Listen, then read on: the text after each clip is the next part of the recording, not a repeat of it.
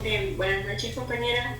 Me gustaría dar inicio a este debate hablando sobre el modelo pedagógico tradicional, que está centrado básicamente en la transmisión directa de conocimientos del maestro al alumno.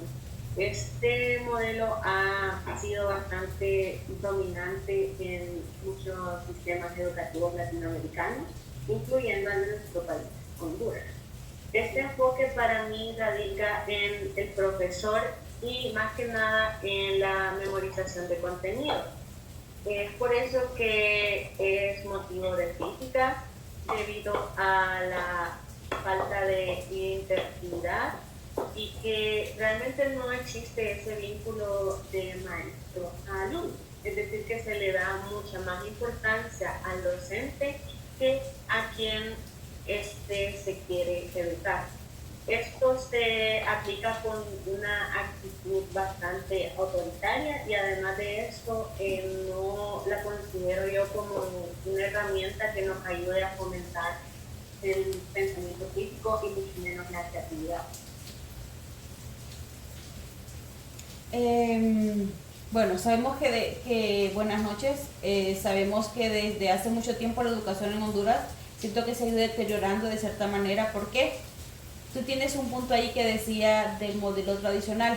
Siento que este modelo ha venido a retroceder en muchísimos aspectos la educación en Honduras. A lo mejor quiero creer que en otros países ya no lo están utilizando, pero en Honduras seguimos como arrastrando ese enfoque, arrastrando ese modelo donde creemos que el niño va a aprender enseñando lo mismo, como que el niño es actuando de manera mecánica, como el maestro es el que tiene toda la información y el niño es el que aprende. Entonces considero que estos últimos años la educación ha tenido un súper retroceso. Deberíamos ir avanzando, pero siento que vamos retrocediendo aplicando ese tipo de método y pues muchos crecimos con ese tipo de método. Les diré que pues yo también crecí con ese tipo de método. No es lo ideal, a lo mejor la generación actual no conoce ese tipo de método, pero anteriormente nosotros era como que el profesor dictaba y nosotros lo copiábamos, y era como que para el examen había que estudiar, había que repetir y eso era todo. Entonces es como que aprender para el momento, no aprender para el futuro. ¿Por qué? Porque nomás estamos repitiendo y no tenemos como en un momento decir, bueno, vamos a explicar qué entendieron por esto, qué quieren saber de eso, nada. Entonces era como que ese modelo tradicional de cierta manera a nosotros nos afectó un poco, pero en las áreas rurales se sigue manteniendo ese tipo de método. ¿Por qué? Porque el maestro no quiere implementar otro tipo de método. ¿Por qué? Porque ya se siente cómodo, es un tipo de método que ya lo aplicó, le funcionó a él y siente que es lo mismo que le puede funcionar con los niños. Además, con ese tipo de método siento que ha habido como un alto índice de deserción y repitencia. ¿Por qué? Porque el niño a veces no entiende, no todos aprendemos de la misma manera, porque al estar el maestro solo hablando, el niño solo viendo, llega un momento donde el niño no entiende. ¿Y qué pasa con esto? El niño se tiende como a decir, no entiendo, no quiero seguir con esto, y como no entiende, entonces el niño no tiene motivación para seguir aprendiendo, para preguntar, y si pregunta el maestro es como que, espérate, que luego hablamos. Entonces este tipo de método siento que no es tan bueno, pero pues se sigue utilizando.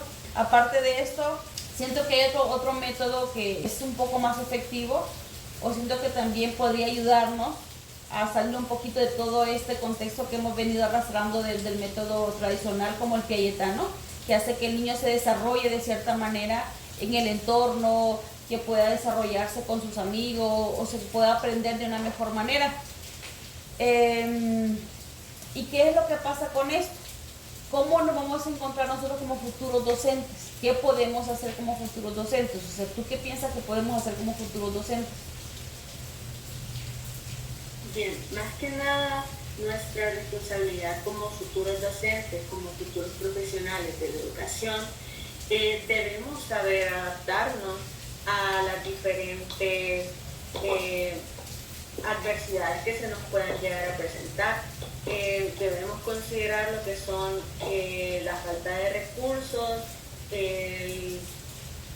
si bien es algo que a veces no se puede evitar, pero nosotros debemos saber cómo lidiar con este tipo de cosas que inevitablemente pueden llegar a jugar un papel bastante en contra. Y como usted lo mencionaba, el modelo experiencial puede llegar a ser de bastante ayuda, ¿verdad? Porque el alumno no está constantemente repitiendo lo que el maestro le dice, no está llevando a su casa un conocimiento que ya está masticado, algo que se viene repitiendo.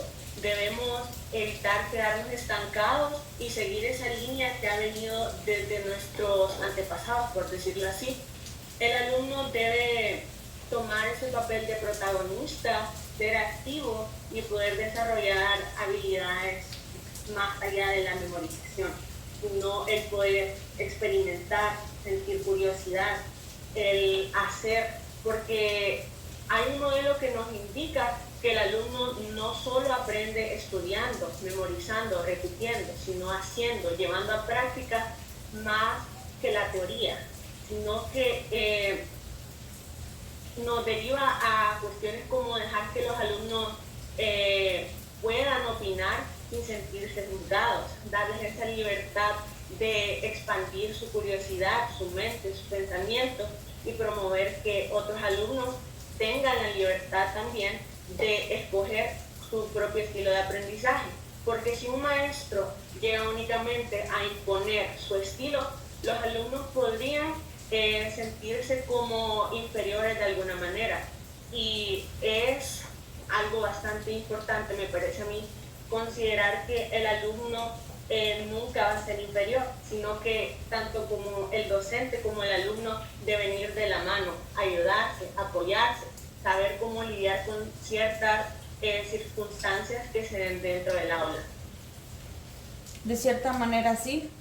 También tenemos otro punto que sabemos que está surgiendo en la actualidad, que es la tecnología.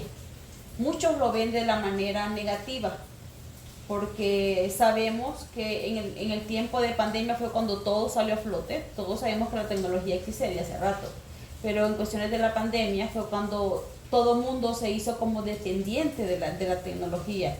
Pero yo siempre voy y digo, ¿qué pasó con todos esos niños que son de las áreas rurales donde no tienen internet, donde no tienen una computadora, donde no tienen acceso a ese tipo de tecnología?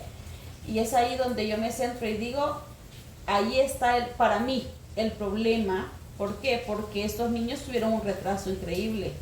Tuvieron muchos días sin clases y cuando retornan a clases como que están en un mundo desconocido donde no saben cómo integrarse o cómo seguir o cómo tener esa secuencia de poder tener como una continuidad a cómo van los otros niños que sí tenían el acceso a la tecnología.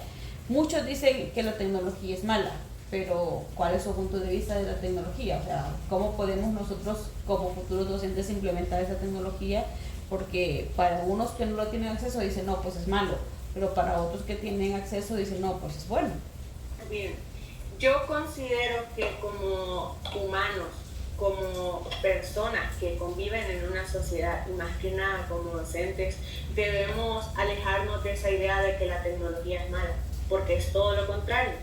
Existe esta cuestión llamada las TICs, que son bastante... dan bastante importancia y relevancia al momento de llevar las mismas al aula, ¿verdad? Porque nos permiten hacer las clases más interactivas, que el alumno pueda desarrollar otras habilidades que probablemente leyendo solo un libro no podría.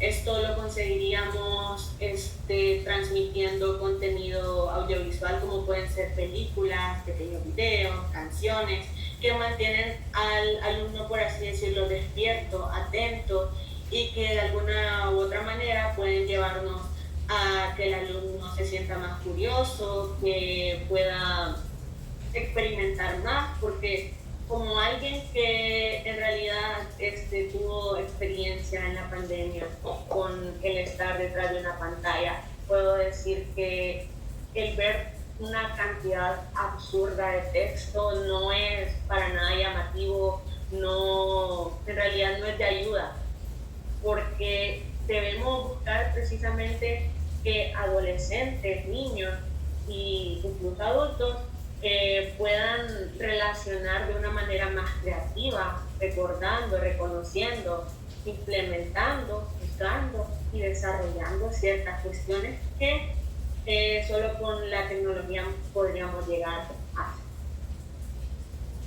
Tienes un buen punto ahí. Entonces como que como futuros docentes lo que nos toca es buscar estrategias de cómo estos niños, o sea, porque la tecnología es como una herramienta que nosotros como futuros docentes tenemos que saber manejar.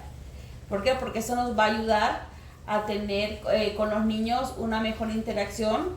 Y tocabas un punto fundamental donde decía que el niño puede aprender también de acuerdo al tipo de juego que se le ponga, porque es que también hay que saber diferenciar que si solo lo voy a poner a jugar un videojuego o a ver otro tipo de cosas, entonces eso no me va a ayudar. Pero sí sabemos que la tecnología tiene muchos puntos, y como pues futuros docentes ver de qué manera podemos mejorar estos altos índices de repitencia. A lo mejor ahí está la estrategia, usar la tecnología para que este niño vea otra manera o otro enfoque de decir, sí, yo puedo aprender de otra manera, porque como estamos ahí enfocados en un solo, es decir, así me educaron a mí y así voy a seguir enseñando. Entonces tal vez podemos utilizar como la tecnología como una nueva herramienta y decir, bueno, al niño no le gusta la matemática, busco una manera como le puedo enseñar a través de la tecnología, que sí se puede enseñarle, porque mucha gente odia la matemática, pero es la manera como se le enseña, o no le gusta leer, pero hay maneras como enseñarlo. Entonces, como futuros docentes, lo que nos toca es prepararnos mejor, estar el día a día con los cambios, porque ¿qué sucede cuando se cambia el currículo, por ejemplo? Cambia todo.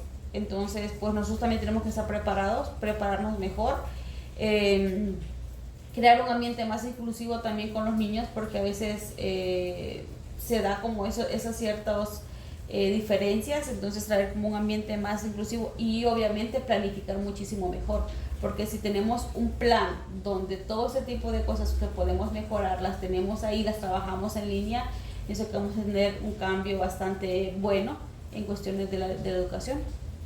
Bien, puedo llegar a concluir que los modelos pedagógicos definitivamente son ese y juegan el papel crucial en la planeación y de igual manera en la configuración de sistemas educativos que llevan a la formación de estudiantes que se convierten en adultos profesionales que puedan desempeñarse en la vida real, en una sociedad.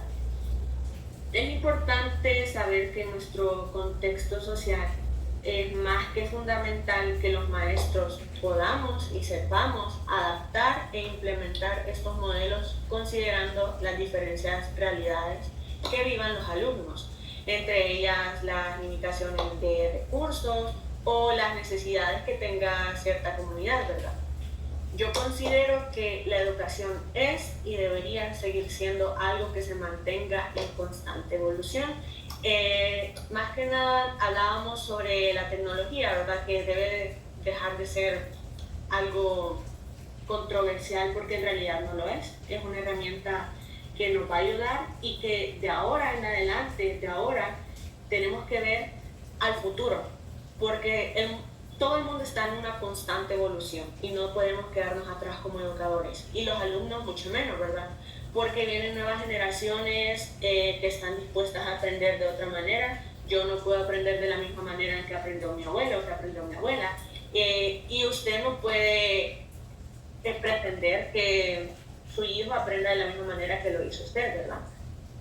Entonces, considero yo que necesitamos personas que de alguna u otra manera trasciendan ese conocimiento y lleguen a inculcar el arte de aprender como lo que verdaderamente es. Yo lo considero una gran cualidad que nos motiva a conocer y de igual forma a priorizar, ¿verdad?, nuestras pasiones, porque al ser estudiantes no solo vamos a aprender, sino que vamos a convertirnos en una persona que va a poder ser capaz de afrontarse a lo que la vida le ponga al frente. Es por eso que como maestros no debemos solo quedarnos en un método, en un modelo pedagógico, debemos experimentar con cada uno de ellos para ver qué es lo que realmente necesitan los alumnos en la actualidad y más que nada, ¿verdad?